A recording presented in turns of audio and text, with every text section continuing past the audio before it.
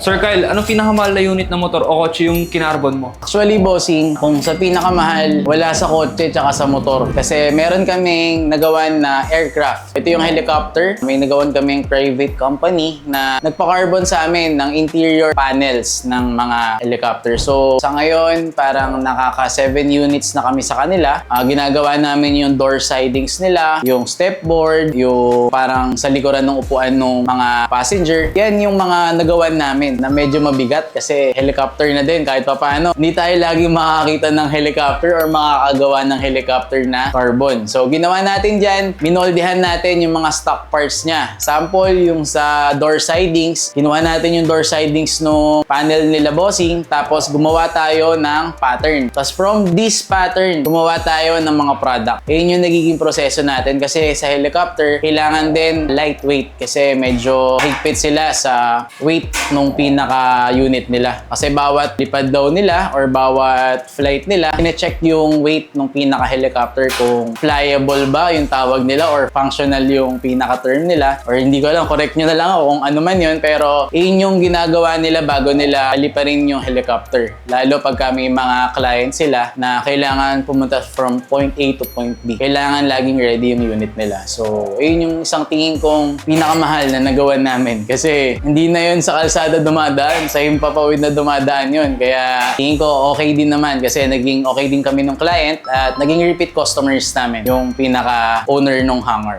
Kaya kung ikaw may helicopter ka o meron kang aircraft o siguro para maiba naman, baka meron kang mga yate o bangka na gusto mong ipa-carbon, pwede mo kaming i-weigh sa King Carbon Production para makapunta ka ng personal dito sa physical store namin. Message mo na lang kami sa Facebook page namin, King Carbon Valenzuela. Salamat mga bossing!